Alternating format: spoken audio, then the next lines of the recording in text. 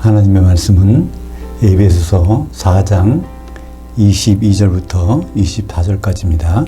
너희는 유혹의 욕심을 따라 썩어져가는 구습을 따르는 옛사람을 벗어버리고 오직 너희의 그 마음속에 계신 그 영으로 새롭게 되어 하나님을 따라 의와 진리의 거룩함으로 창조된 새 사람을 입으라. 하나님의 비밀 해제 에베소서 원전 강해. 오늘은 4장 세 번째 시간입니다. 옛사람을 벗고 새사람 입기. 이것은 사람 얘기가 아닙니다 라는 제목으로 말씀을 나누겠습니다. 에베소서는 성경 중에서 가장 핵심이라고 할 수 있습니다. 왜냐하면 하나님의 비밀이 해제된 그 부분이기 때문입니다. 하나님의 비밀을 핵심은 바로 교회라는 것이고, 교회는 예수님의 아내가 된다는 것입니다. 에베소서 1장에서 우리는 교회의 나타남을 봅니다. 에베소서 1장 23절, 교회는 그의 몸이니 만물 안에서 만물을 충만케 하시니 충만함이니라. 여기서 교회는 예수 그리스도의 몸이라고 되어 있습니다. 여기 만물은 모든 성도들을 가리키니까 만물을 충만케 하시느니 그분은 성령님이십니다. 그러니까 교회는 성령이 충만한 데라는 것을 우리에게 말씀해 주고 있는 것이죠. 그러면 교회는 어떻게 세워지는 것인가? 그것이 에베소서 2장 20절에 나와 있습니다. 너희는 사도들 곧 선지자들의 기초석 위에 세우심을 입은 자들이라.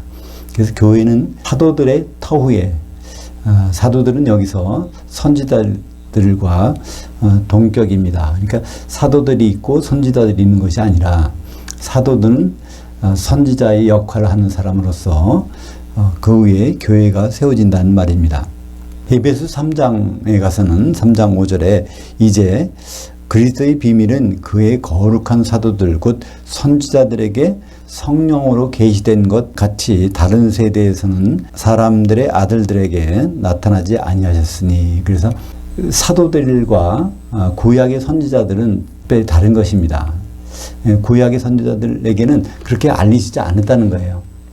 이 사도들에게만 하나님의 계시의 말씀을 주셔서 거기에 교회가 세워지게 되었다는 말씀입니다. 마태복음 11장 13절에도 그런 말씀이 있죠.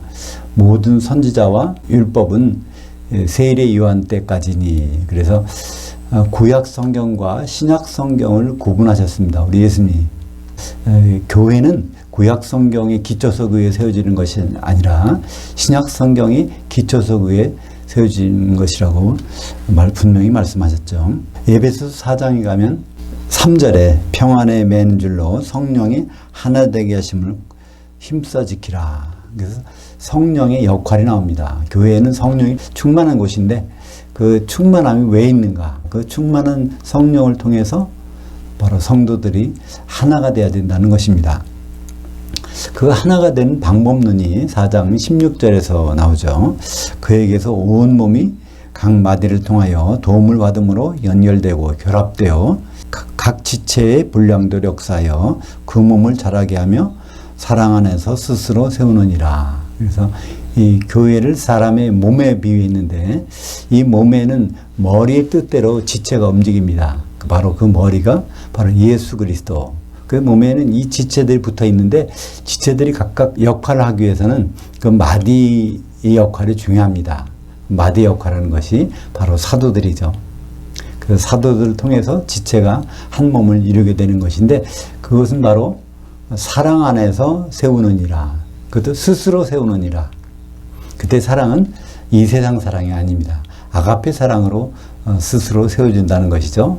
그러니까 아가페 사랑에서 스스로 세워진다는 것은 바로 성령 안에서 스스로 세워진다는 말입니다. 왜냐하면 아가페 사랑은 로마서 5장 5절에 의하면 성령 안에서 우리에게 부어지는 사랑이기 때문에 성령이 아니고서는 교회를 이룰 수가 없다는 말씀이죠. 오늘은 바로 그 이어서 4장 세 번째 시간 옛사람과 새사람이 나오는데요. 옛사람을 벗어버리고 새사람을 입어야 된다. 그것은 바로 우리의 개개인이 옛날 사고방식을 벗어나서 새로운 사고방식을 가져야 된다는 말씀이 아니죠. 이것은 옛사람, 새사람은 사람 얘기가 아닙니다. 바로 교회에 대한 얘기죠.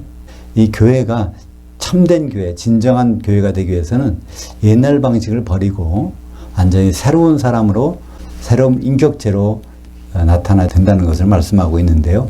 그러면 과연 옛사람이란 어떤 사람인가?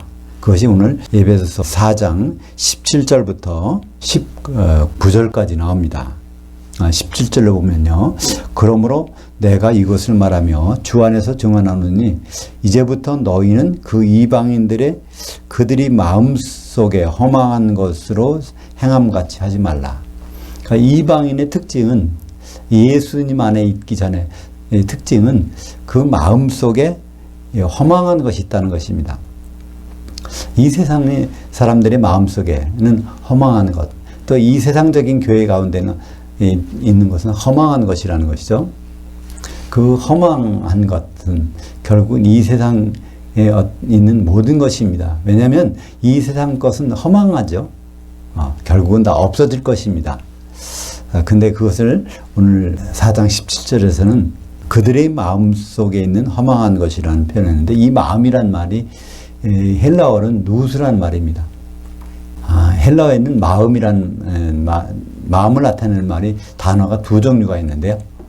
하나는 카르디아, 또 하나는 오늘 나온 누스입니다. 카르디아는 우리 심장을 나타내는, 중심을 나타내는 것이고, 이 오늘 나오는 누스란 단어, 마음이란 단어는 이거는 우리 생각의 좌소, 우리의 깊은 곳에서 생각이 근원이 되는 그 자리를 얘기합니다. 그러니까 우리의 생각이 어디에 집중되어 있는가, 그것을 나타내는 것이 누스라는 것이죠. 그래서 오늘 옛사람과 새사람의 구분은 이 생각 속에, 우리의 깊은 생각 속에 무엇으로 가득 차 있는가에 따라서 옛사람과 새사람이 구분이 됩니다. 그러니까 앞으로 나올 4장 23절에 있는 말씀을 한번 미리 볼까요? 에베소서 4장 23절. 오직 너희의 그 마음속에 계신 그 영으로 새롭게 되어 하나님을 따라 의와 진리의 거룩함으로 창조된 새 사람을 입으라. 24절까지 읽었습니다. 여기 보면 이 마음속에 계신 그 영으로, 그러니까 그 영은 누구겠습니까? 바로 성령이시죠. 성령으로 새롭게 돼서 새 사람을 입어야 된다는 말씀입니다. 그러니까 참된 사람, 새 사람은 마음속에 성령으로 새롭게 되는 것인데, 그렇지 않은 사람, 세상 사람, 옛 사람은 바로 마음속에 이 허망한 것, 세상적으로 가득 차 있다는 것입니다. 4장 18절을 볼까요? 그들이 총명이 어두워지고 그들 가운데는 무지함과 그들의 마음이 굳어짐으로 말미암아 하나님의 그 생명에서 떠나 있도다. 여기에 4장 18절에서 나오는 그 마음은 누스가 아니라 카르디아입니다. 마음속에 성령이 없다면 총명이 어두워진다고 그랬습니다. 그러니까 이 총명이라는 것은 어떤 것일까요? 하나님의 아는 지식이 어두워진다는 것이죠. 그래서 결국 그들 가운데 무지함, 세상적으로는 아주 유식할지 모르지만 하나님의 영적 세계에 대해서는 아주 무지함이 가득 찬 것을 말씀하고 있습니다. 그래서 그들은 하나님의 그 삶에서 떠나 있다고 말씀하고 있어요. 그러니까 하나님의 그 삶이 어떤 삶일까요? 하나님 우리에게 삶을 주셨는데 크게 이 세상에 육신을 입고 사는 삶이 있고, 이것이 다가 아니죠. 하나님은 우리에게 다른 삶을 주셨습니다. 그것은 바로 육신의 몸을 벗고 영의 몸을 입어서 지내는 1000년 동안의 삶, 그것이 하나님이 우리에게 주시고 싶은 삶인 것이죠. 로마서 1장 28절에 보면 또한 깊은 지식 속에 그 하나님 두기를 싫어하며 그 하나님께서 그들을 상실한 마음 누스대로 내버려 두사 합당하지 못한 일을 하게 하셨으니, 그래서 이 마음 속에 생각의 좌소가 있는 이 누스 속에 하나님의 영이 하나님을 두기 싫어하면 그것은 허망한 것이 가득 차서 그들을 멋대로 마음대로 하게 내버려 두셨다는 것입니다. 요한복음 3장 16절, 하나님은 뭘 원하시냐면 그 마음속에 세상적인 것이 아니라 우리 하나님이 원하시는 것, 그것을 가지게 해서 다음 세상의 삶을 준비하게 하셨다는 것입니다. 요한복음 3장 16절에 보면 그 하나님이 세상 사람들을 이처럼 사랑하사 독생자를 주셨으니 이는 그를 향하여 믿는 자마다 멸망하지 않고 영생을 얻게 하려 하심이라. 이때 영생이란 단어는 영원한 삶, 끝이 없는 삶이란 뜻이 아닙니다. 물론 우리말 단어는 영원한이라는 것은 끝이 없지만 성경에서 영원한이라고 사용된 단어는 아이오니오스, 한 시대를 말씀하고 있습니다. 이 세상 시대가 가면 예수님이 통치하시는 한 시대가 오는데 그것을 성경에서는 영생이라고 그러죠. 아이오니오스 조에 아이오니오스. 그것을 어떤 사람에게 주시냐면 하나님이 독생자를 향하여 믿는 사람, 예수를 향하여 믿는 사람. 그러니까 우리는 예수를 믿는다고 하지만 성경에서는 예수 믿는다는 말씀이 없습니다. 거기에 반드시 전치사가 붙어 있어요. 그러니까 예수를 향하여 믿는 자, 예수님이 과연 어떤 분으로 오시는지를 알고 믿는 자니까 예수를 향하여 믿게 되면 바로 신랑으로 오신다는 걸 알게 되고 그 다음에 펼쳐지는 세계가 바로 천년왕국이라는 걸 알게 되는 것이죠. 그러니까 그런 삶이 있는가 하면 바로 이 세상이 전부 다인 것을 알고 지내는 사람에게는 영벌이 있다는 것입니다. 영벌이라는 것은 무엇일까요? 영생이라는 것은 예수님과 함께 사는 삶, 천년 동안. 영벌이라는 것은 예수님과 떠나서 지내는 천년 동안의 삶을 가리킵니다. 왜냐하면 영원이라는 것은 성경에서 한 시대, 천년을 가리키기 때문에 그렇습니다. 그것이 마태복음 25장 46절에 나오죠. 염소들은 벌에, 한 시대의 벌에, 지옥에 그런 뜻이죠. 양들은 한 시대의 생에 들어가리라. 그러니까 천년왕국에 들어가리라. 그래서 우리는 결국 주님 앞에 섰을 때 천년 동안의 생명, 그 삶에 들어가느냐, 천년 동안의 그 벌에 들어가느냐, 그것이 갈려진다는 말씀이죠. 그래서 에베소서 4장 19절을 보겠습니다. 그들이 감각 없는 자들이 되어 자신들을 방탕에 방임하여 모든 더러운 것을 욕심으로 행하되. 그래서 우리 마음속에 험한 것을 가득 차면, 다시 말하면 성령이 없으면 결국 감각이 없는 자들이 된다는 것입니다. 이 감각이란 무엇일까요? 하나님의 생각에, 하나님의 뜻에 감각이 없다는 것입니다.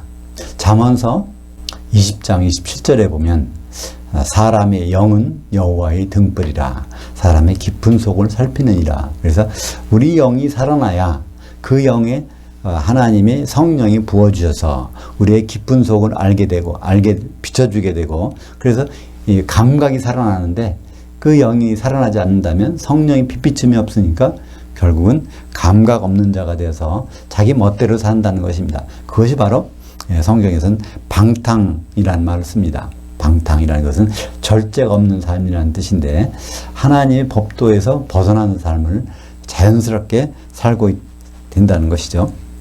로마서 1장 24절에 보면 그러므로 하나님께서 그들의 마음의 정욕대로 더러움에 내어버려 두사 그들의 몸을 서로 욕되게 하셨으니. 그래서 우리가 타락한 생활, 하나님 없는 생활을 하는 것도 하나님이 그들이 그렇게 선택했기 때문에 내버려 두셨다는 거예요. 하나님을 생각하고 하나님의 뜻을 따르기로 작정한 사람에게는 그 길을 맞도록 길을 열어주시지만 하나님의 그 뜻을 저버리는 사람에게는 그들이 더러움의 정욕대로 내버려 두신다고 성경은 말씀하고 있습니다.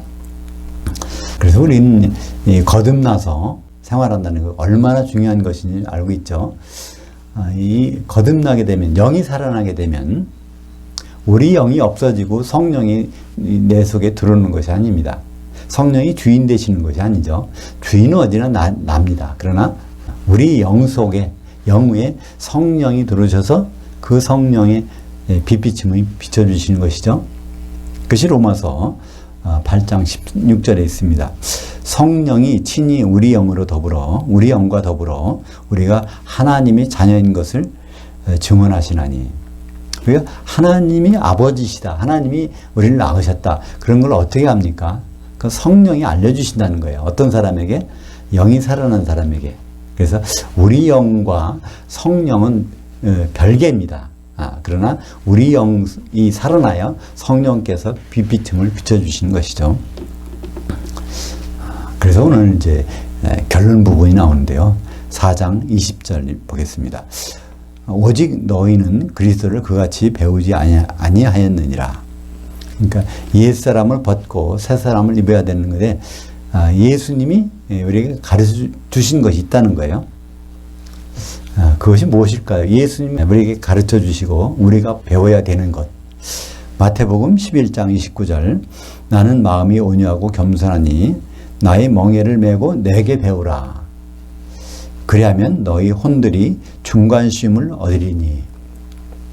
여기 성경에서 멍에란 말이 나오고 중관심이 나옵니다.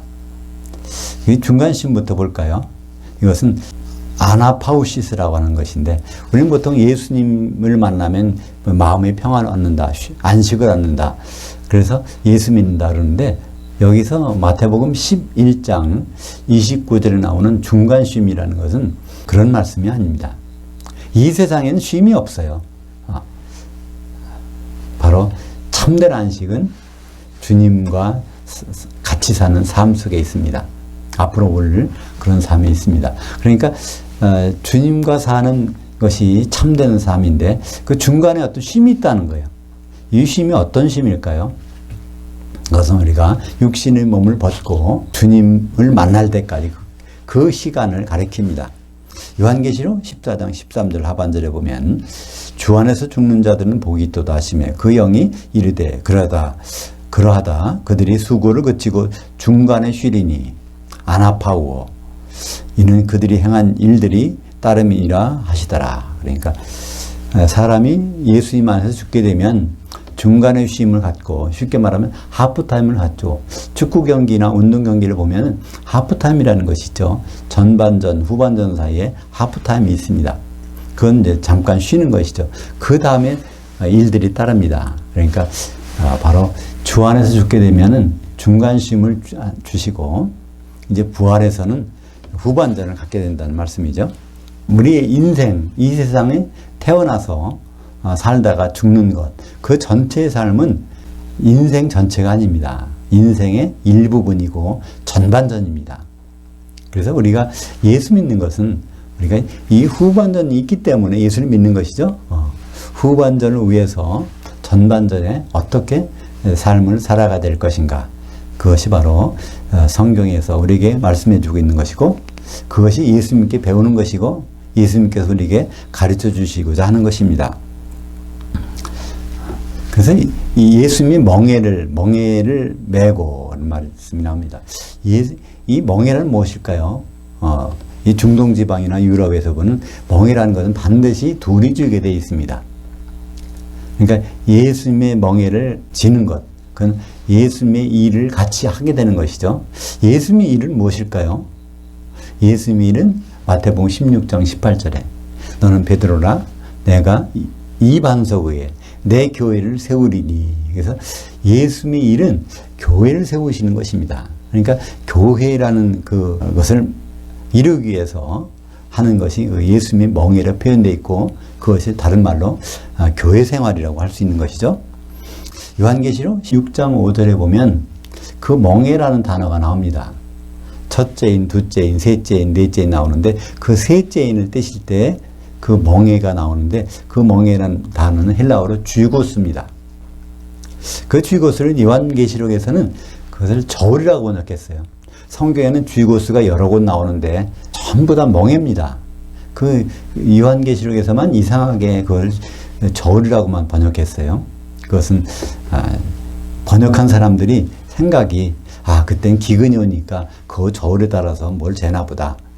밀과 보리를 재니까 그런가 보다. 이렇게 해서 우리말 번역할 때 또 영어 번역할 때 그걸 저울이라고 한 것 같습니다. 그러나 그 내용을 보면 그 저울과 관계되는 그 내용을 보면 그것이 저울이 아니라 예수님이 멍에인 것을 알 수 있죠. 예수님이 세우고자 하시는 교회의 구성원들인 것을 알 수 있습니다.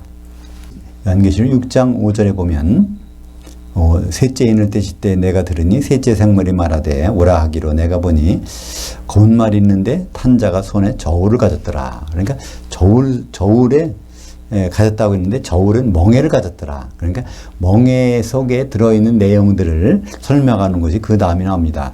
내가 그 네 생물들 사이로부터 나는 듯한 음성을 들으니 이르되 한 데나리온에 밀한대요. 한 데나리온에 보리 석대로다. 또 감람류와 포도주는 해치지 말라 하더라. 그러니까 거기에 예수님 멍에에 들어가 있는 것이 밀과 보리와 감람류와 포도주, 이것이 무엇을 뜻할까요? 그 내용물들이 요한계시록 18장 12절과 13절에는 자세히 나옵니다. 과연 예수님 멍에에 들어있는 내용물들, 거긴 많은 것들이 있는데요. 요한계시록 18장 12절 13절을 중간에 생략하고 읽어보겠습니다. 그 상품은 중간에 금, 은, 보석 여기 있고요. 생략하고 포도주와 감람류와 고운 밀가루와 밀이요 소와 양과 말과 수레와 요 종들과 곧 사람이 혼들이라. 그러니까 그것들은 다 사람들을 뜻한다는 것을 알 수 있는데 그 교회에 있는 사람들, 구성원들이 밀도 있고 보리도 있고 포도주도 있고 감람주도 있다는 것입니다. 그것은 바로 이 알곡이 있는데 알곡도 좀 가치가 있는 알곡이 있고 또 가치가 떨어지는 알곡이 있고 이 포도주가 요한계시록 포도주는 진노의 포도주로 나오죠. 이 세상의 즐거움이 가득 찬 성도들과 그렇지만 성령으로 충만한 성도들, 그걸 감람류로 표시하고 있습니다.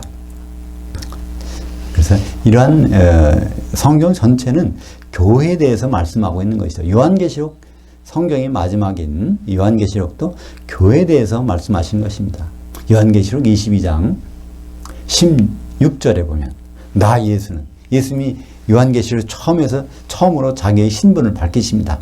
나 예수는 내 천사를 보내서 그 교회에게 보내서 이걸 알게 하셨다고 말씀하고 있죠. 그래서 예수님은 교회에 대해서 관심이 많으시고 모든 관심이 사실은 교회에 집중되어 있다고 볼 수가 있습니다. 에베소서 4장 21절을 볼까요?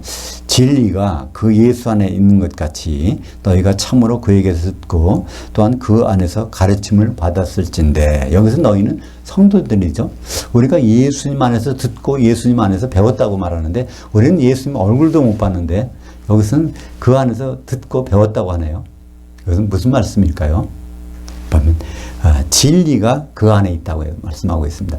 예수님은 진리십니다.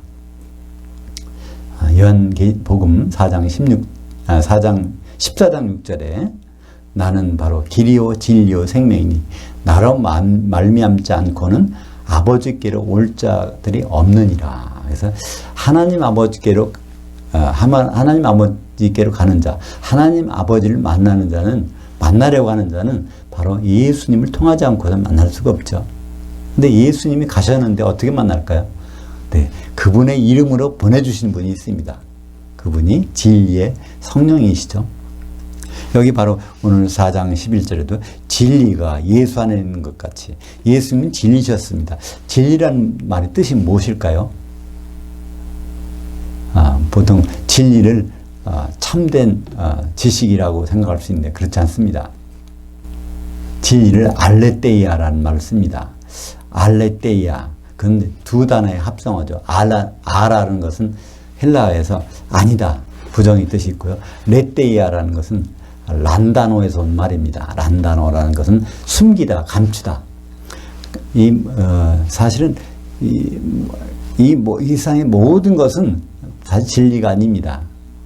뭐만 진리죠? 예수님만 진리십니다. 그래서 감춰진 것, 레테이아, 그것이 아니다. 그래서 아를 써서 알레테이아 하면 그것이 진리인데 예수님만이 실제 하시는 분. 다른 건 다 변하죠. 모든 것이 항상 한결같은 것은 없습니다. 이 세상에 있는 것은 한결같은 것이 없어요. 진리가 아니에요. 우리 몸도 마찬가지입니다. 오늘 내가 내일 나와 다릅니다. 왜냐하면 이 모든 세포들은 죽고 새로 나고 죽고 새로 나고 이게 다 변하는 거잖아요. 모든 생물체는 변합니다. 무생물체도 변해요. 그렇죠? 그 바깥에다가 태양빛에다가 뭘 놔보세요. 그것에 자외선을 쐬면 그것이 변질됩니다. 그러나 변하지 않는 분이 있으니 그것이 진리시죠. 요한복음 14장 16절에 보혜사 곧 아버지께로서 내 이름으로 보내실 성령 그가 너에게 모든 것을 가르치고 내가 너에게 말한 모든 것을 생각나게 하리라. 예수님이 우리를 가르치신 방법이 있어요. 예수님께 우리가 배우는 방법이 있습니다. 그것은 보혜사를 통해서 배운다는 것입니다. 바로 예수님의 이름으로, 예수의 이름으로 오는 분이 있다는 거예요. 그것이 바로 진리의 성령님이시죠. 요한복음 15장 26절 내가 아버지께로서 너에게 보낼 보혜사 곧 아버지께로서 나오시는 진리의 알레테이아 진리의 성령이 오실 때 그가 나를 증언하실 것이요. 우리가 사도들의 터 위에 세워진다는 것은 사도들의 기초 위에 세워진다는 것은 그들의 지식 위에 세워지는 것이 아니라 사도들은 뭐가 충만할까요? 예수님이 부활하시고 나서 40일 동안 그 사도들과 함께 계시고 가시기 전에 약속하신 것이 있습니다. 예루살렘 성을 떠나지 말고 약속하신 것을 기다리라. 오직 너에게 성령이 임하시면 사도들은 바로 성령이 충만한 자들입니다. 사도들에게서 충만한 건 성령밖에 없죠. 그래서 사도들이 성령을 통해서 우리에게 가르쳐 주시는 것입니다. 그것이 바로 진리의 영이죠. 요한일서 2장 20절에 보면 너희는 거룩하신 자에게서 기름 부음을 받고 모든 것을 아느니라. 그러니까 다른 데 가르침을 받을 필요가 없다는 거예요. 요한일서 2장 20절, 27절에는 그렇게 나옵니다. 기름 부음을 받았기 때문에 받는다면. 그러니까 요한복음은 성령이 임하시면 가르쳐 주시고 요한일서 2장 20절과 27절에 보면 기름 부음이 임하면 모든 것을 알게 되고 그러니까 기름 부음은 바로 성령 충만이라는 것을 말하는 것이죠. 22절 4장 22절 보겠습니다. 너희는 유혹이 욕심을 따라 썩어져가는 구습을 따르는 옛사람을 벗어버리고 그러니까 성령이 없는 삶은 옛사람이고 그 삶을 벗어버리라는 거예요. 그 삶, 우리가 옷 입는다는 것은 그 옷을 입고 그 옷에 합당한 삶을 사는 것입니다. 우리가 군인의 옷을 입으면 군인의 행동이 나오죠. 학생의 옷을 입으면 학생의 행동이 나옵니다. 우리가 옛사람의 옷을 입으면 옛사람이 나타나게 되는데 우리에게는 그 옛사람 옷을 벗어버리라는 거예요. 옛사람의 옷이 어떤 옷일까요? 로마서 6장 5절 6절까지 보겠습니다. 만일 우리가 그의 죽으심과 같은 모양으로 연합한 자가 되었으면 또한 그의 부활하심과 같은 모양으로 연합한 자도 되리라. 우리가 알거니와 우리 옛사람이 예수와 함께 십자가에 못 박힌 것은 죄의 몸이 죽어 다시는 우리가 죄에게 종노릇 하지 아니하려 함이니. 한마디로 이 세상에 이 육신을 입고 있는 이 삶 있는가 하면 예수님은 우리와 똑같은 몸을 입으셨다가 죽으시고 부활하실 때는 새로운 몸을 입으셨습니다. 그것이 바로 영의 몸이라고 하는 것이죠. 고린도전서 15장 44절에 우리가 혼의 몸으로 심고 그러니까 혼의 몸으로 살다가 땅으로 들어가고 바로 육의 몸으로 영의 몸으로 살아나나니 영의 몸으로 부활하나니 이런 말씀이 있는 것처럼 우리는 이 세상은 혼의 몸으로 육신의 몸으로 살지만 이제 부활해서 주님과 같이 있을 때는 영의 몸으로 살게 된다는 것입니다. 골로새서 3장 9절에 보면 너희가 서로 거짓말을 하지 말라. 옛사람과 그 행위들을 벗어버리고 여기서 너희 성도들은 거짓말하지 말라. 서로 거짓말. 이것은 세상적인 거짓말을 얘기하는 것이 아니죠. 여기서 말하는 것은 진리, 비진리를 얘기하지 말라는 것입니다. 서로가 진리되는 것, 예수님에서 나오는 것을 서로 얘기하라는 말씀이죠. 그러니까 이 비진리 모든 것을 벗어버릴 때 우리가 우리를 십자가에 못 박을 때 우리는 진리로 채워지게 되는 것입니다. 오늘 말씀 4장 에베소서 4장 23절입니다. 오직 너희의 그 마음속에 계신 그 영으로 새롭게 되어 여기 바로 17절과 대비되는 말씀이 있죠. 에베소서 4장 17절에는 마음속에 있는 허망한 것 에베소서 4장 23절에 이거는 마음속에 있는 그 영, 성령이죠. 이 마음속에 허망한 것이 있느냐, 그 영이 있느냐에 따라서 옛사람과 새사람이 구분된다는 것입니다. 세상 사람들, 예수를 모르는 사람들은 그 마음속에 가득 차 있는 것이 허망한 것이에요. 그 이 세상에 가는 것입니다. 없어질 것이에요. 우리는 죽으면 없어지지만 또 이 세상은 그냥 남아있는 것이 아닙니다. 결국은 이 세상 것은 다 불에 타 없어집니다. 근데 그 자리에 뭐가 들어갈까요? 마음속에 있는 그 영으로, 여기 우리말 번역에는 그냥 심령이라고 번역되어 있어서 그 성령의 의미가 퇴색되어서 없어질 수 있습니다. 오직 너희는 너희의 심령이 새롭게 되어, 이렇게 돼요. 심령이 새롭게 되어, 그러니까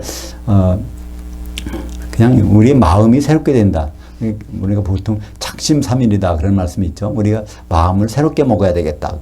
그런 뜻으로 받아들이기 쉬운데 에베소서 4장 23절은 아주 중요한 단어가 거기에 묻혀져 있습니다. 바로 그 영이란 단어, 성령이란 단어가 빠져 있죠. 다시 한번 볼까요? 에베소 4장 23절. 오직 너희의 그 마음속에 계신 그 영으로 새롭게 되어, 성령으로 새롭게 되어. 24절 보겠습니다. 하나님을 따라 의와 진리의 거룩함으로 창조된 새 사람을 입으라. 여기에 바로 새 사람, 새 사람이라는 것은 새 것이라는 것은 신상품, 구상품, 이런 올드와 뉴 그런 뜻이 아닙니다. 여기서 나오는 새는 본질적으로 새로운 것, 이 세상에 없던 것, 그런 뜻입니다. 이 세상에 없는 새로운 사람이라는 것은 무엇일까요? 이것은 개개인 사람들을 가리키는 것이 아닙니다. 바로 교회라고 하는 예수님의 신부, 아내가 되는 그 인격체, 한 세 사람입니다. 한 세 사람이라는 것은 한번 에베소서에 등장했죠? 에베소서 2장 15절 볼까요? 16절까지. 법조문으로 된 계명이 율법을 폐하셨으니 이는 이들로 자기 안에서 한 세 사람을 창조하여 화평하게 하시고, 16절, 또 십자가로 이 둘을 한 몸으로 하나님과 화목하게 하려 하심이라. 원수된 것들을 십자가로 소멸하시고 이는 그로 말미암아 우리 둘이 한 성령 안에서 아버지께 나아감을 얻게 하려 하심이라. 그러니까 둘이 하나 됐다는 말하고 있는데요. 에베소서 2장 15절에 보면 이 둘은 무엇일까요?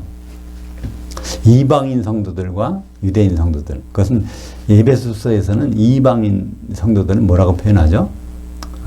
에베소서 1장 10절에 하늘들에 있는 자들, 이방인 성도들과 땅에 있는 자들, 유대인 성도들이 하나 되게, 한 몸 되게 그리스도 안에서, 이것이 바로 교회라는 것입니다. 그러니까 이방인 많은 사람들이, 유대인 많은 사람들이 그리스도 안에서 하나 된 것, 이것이 바로 새 사람을 이루는 것입니다. 근데 그 어떻게 하나가 될까요? 에베소서 4장 3절, 그들이 하나가 되는 것은 성령밖에는 없습니다. 성령의 하나 되게 하심을 힘써 지키라. 로마서 13장 14절은 그것을 쉬운 말로 표현합니다. 오직 주 예수 그리스도로 옷 입고 정욕을 위하여 육신의 일을 도모하지 말라. 그러니까 세상적인 것, 그걸 입지 말고 바로 그것을 벗어버리고 그리스도로 옷 입으라는 것이죠. 그리스도로 옷 입는 것, 그리스도의 몸을 입는 것이고, 바로 그리스도의 몸은 성령으로 하나 되는 것을 가리키는 것이죠. 갈라디아서 3장 20절에 그걸 직접적으로 그리스도의 옷이 무엇인지를 우리에게 말씀하고 있습니다. 누구든지 그리스도와 합하기 위하여 세례를 받은 자는 그리스도로 옷 입었느니라. 그러니까 그리스도로 옷 입기 위해서는 뭘 해야 된다고요? 세례를 받아야 된다는 것입니다. 근데 이 세례는 뭘까요? 물세례일까요? 불세례일까요? 그 물세례도 아니고 불세례도 아닙니다. 그건 성령 세례입니다. 그래서 에베소서 4장 5절에 나왔었죠. 세례도 하나요. 세례는 물세례도 없다는 것입니다. 그건 지나갔다는 거예요. 불세례는 아직 안 나왔다는 것입니다. 불세례는 언제 나올까요? 그것은 예수님 오셨을 때 그리스도 심판대에서 기름 준비 안 한 자들이 떨어지는 그 지옥불이 바로 불세례입니다. 세례라는 것은 그냥 씻는다는 것이 아니죠. 우리말 번역이 세례, 이거 씻을 세자를 써서 우리는 세례라고 하는데 이건 번역이 잘못된 것입니다. 씻는 것이 아니에요. 원래 잠기는 것입니다. 물에 잠기면 물세례, 성령에 잠기면 성령세례, 불에 잠기면 불세례. 그래서 세례가 적당하지 않다. 그래서 나온 말이 뭘까요? 침례라는 말이 나왔습니다. 그것이 이제 물에 잠긴다는 것이요. 그것이 언어적으로는 맞을 수 있지만 성경적인 것은 아닙니다. 물에 잠기라고 하는 것이 아니에요. 성령이 잠기라고 하는 것이죠. 그래서 그 말이 연결돼서 나오지 않습니까? 에베소 4장 3절에 성령이 하나 되게 하심을 힘써 지키라. 성령은 하나 되게 하신다. 4장 5절에 보면 세례도 하나요. 그러니까 물세례, 불세가 아니라는 것을 분명히 말씀하고 있죠. 세례도 하나요. 그러니까 갈라디아서 3장 27절에 보면 성령 세례를 받은 사람은 그리스도로 옷 입었느니라. 바로 새 사람의 옷을 입은 것입니다. 그러니까 새 사람은 그 속에 무엇이 있을까? 여러 성도들이 들어가 있죠. 골로새서 3장 10절 새 사람을 입었으니 이는 자기를 창조하신 이의 형상을 따라 깊은 지식까지 새로 하심을 입은 자이니라. 이것은 자기를 창조하신 이는 누구일까요? 새 사람을 창조하시니 그분은 하나님이시죠. 하나님의 형상은 누구입니까? 예수님이십니다. 골로새서 1장 15절 예수 그리스도는 하나님의 형상이라. 바로 옛사람을 벗고 새사람을 입는데 그것은 개인적으로 새사람 된다는 얘기가 아니라 성령이 없는 상태에서 성령 안에서 우리가 하나 되는 것을 한 새사람이라고 말씀하고 있습니다. 그래야 예수님 오실 때 우리는 한 신부로서 예수님의 혼인에 들어갈 거 아닙니까? 그래서 이 한 새사람이라는 말을 요한계시록에서는 다른 말로 표현하고 있습니다. 그것은 한 신부, 어린 양의 아내로 표현하고 있죠. 그 어린 양의 아내가 되기까지 그것은 바로 요한계시록 19장 7절에 나옵니다. 우리가 즐거워하고 크게 기뻐하며 그에게 영광을 돌리세. 어린 양이 혼인이 이르렀고 그의 아내가 자신을 준비하였으므로 그녀에게 빛나고 깨끗한 세마포옷을 입도록 허락하셨으니 이 세마포옷은 성도들의 의로움들이더라. 어린 양이 있고 혼인식이 있는데 그의 아내, 한 아내란 단수를 썼어요. 한 아내가 거기에 준비되어 있다는 것입니다. 근데 한 아내의 모습을 보니까 한 세마포 옷을 입었는데 그게 바로 한 세 사람의 옷이죠. 그것 속에는 무엇이? 성도들의 의로움들, 성도들이 그 속에 들어가서 하나가 된 모습을 나타내고 있습니다. 그것은 바로 요한계시록에서는 이기는 자들이라고 말씀하고 있습니다. 요한계시록 15장 2절에 보면 또 내가 보니 불이 섞인 유리바다 같은 것이 있고 그 짐승과 그 우상과 그 이름의 수를 벗어난 이기는 자들이 그 유리바다 위에 서서 하나님이 검은 고를 가지고 모세의 그 노래, 어린 양의 그 노래, 할렐루야를 불렀다는 것입니다. 이 할렐루야를 찬송하는 것이 요한계시록 19장 어린 양의 혼인 찬송이니까 바로 이기는 자들이 거기에 서서 그런 노래를 부르는 그 세마포 옷을 입고 있는 성도들이라는 것을 알 수 있죠. 그러니까 이기는 자가 아마 흰 옷 입은 자, 한 세 사람은 바로 요한계시록 7장 9절에도 나옵니다. 이 일 후에 내가 보니 각 나라와 족속과 백성과 방언에서 아무도 능히 셀 수 없는 큰 무리가 나와 흰 옷을 입고 종려가지를 들고 보좌 앞과 어린 양 앞에 서서, 그러니까 어린 양 앞에 흰 옷을 입고 서 있는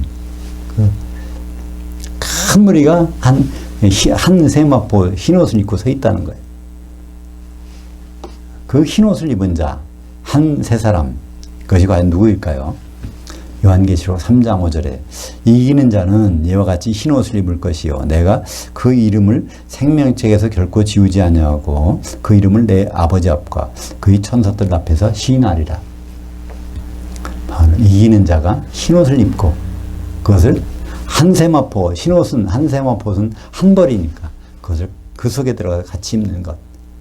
그 성도가 하나 되는 것이고 그것은 어떻게 가능할까요? 에베소서 4장 3절에 성령이 하나 되게 하시면 힘써 지키라. 그래서 성령이 없는 이 세상의 삶, 그건 옛사람의 삶입니다. 그것은 우리 마음속에 험한 것을 가득 차서 그렇게 산다는 거예요.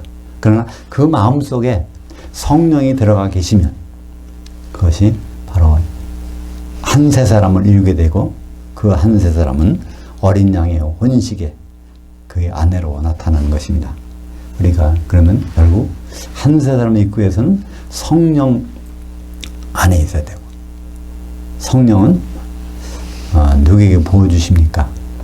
고린도전서 3장 16절에 너희가 하나님의 성전이요 하나님의 성령이 너희 안에 너희 가운데 계시는 것을 알지 못하느냐.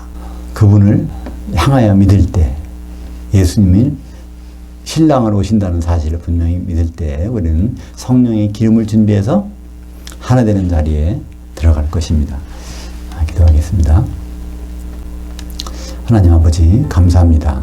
오늘은 특별히 옛사람을 벗고 새사람을 입는 방법에 대해서 말씀해 주셨습니다. 우리가 마음에 성령이 없는 삶, 그것은 허망한 것이라고 하셨는데 그것을 옛사람이라고 하셨습니다. 그런 옛사람을 벗고 우리가 새사람을 입을 텐데 그 새사람은 진리의 영으로 가득 찬 새사람, 진리의 영은 예수님 보내주신 성령이십니다. 우리가 성령을 통해서 가득 채워서 주님의 한 신부로 가는 길에 속도를 낼 수 있도록 인도하여 주시옵소서. 예수님의 이름으로 기도합니다. 아멘.